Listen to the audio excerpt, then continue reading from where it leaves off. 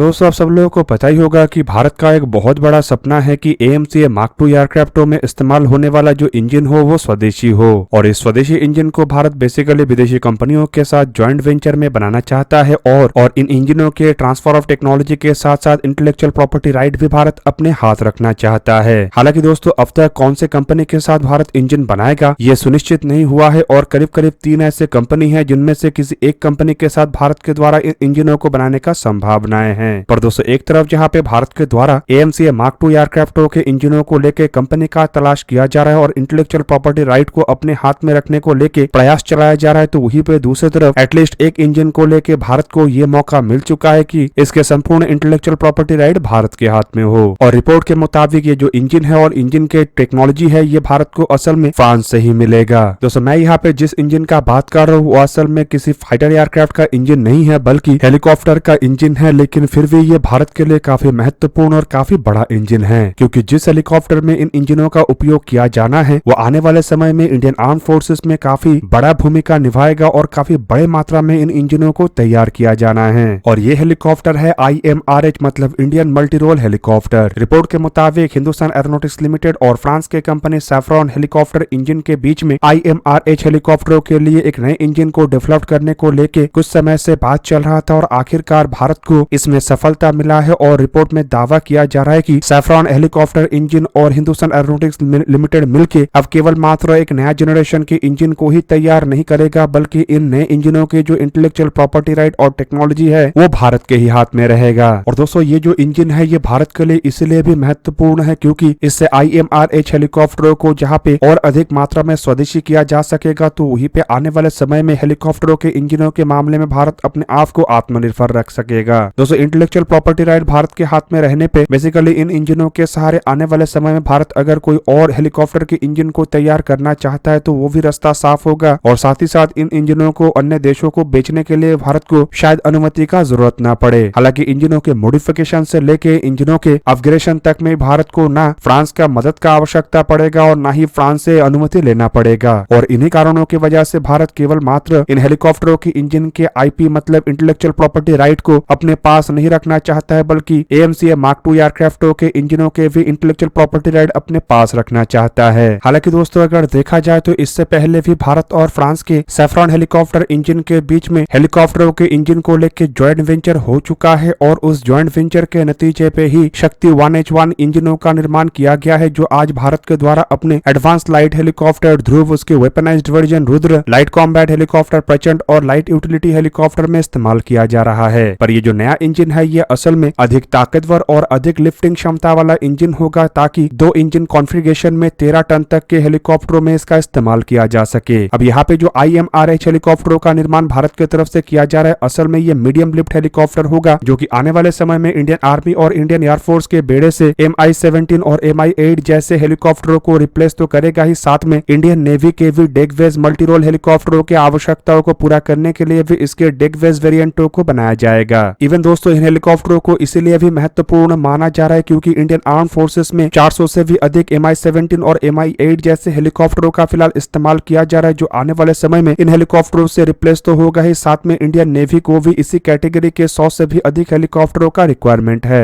ऐसे में अगर हेलीकॉप्टर के एक बहुत बड़े कंपोनेंट को लेकर भारत किसी अन्य देश के ऊपर डिपेंडेंट रहा तो ये भारत के लिए आने वाले समय में मुश्किल पैदा कर सकता है और शायद इन्हीं कारणों की वजह से IMRH हेलीकॉप्टरों के इंजन को केवल मात्र फ्रांस के साथ डेवलप ही नहीं किया जा रहा है बल्कि इन इंजनों के टेक्नोलॉजी भी भारत अपने पास रखना चाहता है और IPR को भी भारत अपने पास रखना चाहता है। वहीं पे दोस्तों दूसरी तरफ आप लोगों को ये भी बता दूं कि फिलहाल जो शक्ति 1H1 इंजनों को भारत के द्वारा इस्तेमाल किया जा रहा है ये असल में 1380 हॉर्स पावर या फिर कहे तो 1032 किलोवाट वाले एक ऐसा इंजन है जो कि 2 इंजन कॉन्फ़िगरेशन में करीबन 5 से 7 टन कैटेगरी के हेलीकॉप्टरों में इस्तेमाल किया जा सकता है। पर IMRH हेलीकॉप्टरों के लिए जिन इंजनों को तैयार किया जाना है वो असल में 2500 से लेके 3000 हॉर्स पावर वाले इंजन होगा या फिर कहे तो 2000 किलोवाट वाले इंजन होगा और आसानी से इसे 13 से 15 टन कैटेगरी के हेलीकॉप्टरों में 2 इंजन कॉन्फ़िगरेशन में इस्तेमाल किया जा सकेगा और इवन एक इंजन कॉन्फ़िगरेशन में भी ये करीब करीब 6 से 7 टन कैटेगरी के हेलीकॉप्टरों में इस्तेमाल हो सकेगा। और इन इंजनों के सहारे एक तरफ जहां पे भारत के द्वारा फिलहाल IMRH हेलीकॉप्टरों को बनाया जा रहा है तो आने वाले समय में इन इंजनों का उपयोग भारत आसानी से अन्य हेलीकॉप्टर जैसे कि हैवी वेट अटैक हेलीकॉप्टर या फिर फिर कहे तो दूसरे टाइप के ट्रांसपोर्ट हेलीकॉप्टरों में भी कर सकेगा। अब दोस्तों एक तरफ जहाँ पे हिंदुस्तान एरोनॉटिक्स लिमिटेड को आखिरकार एक बहुत बड़ा सफलता मिलने जा रहा है, तो वहीं पे दूसरी तरफ एल&टी कंपनी के तरफ से निर्माण किए जाने वाले हल्के वजन के टैंक मतलब जोरावर टैंक भी आने वाले समय में भारत को कई तरीके से बड़े बड़े बेनिफिट देगा।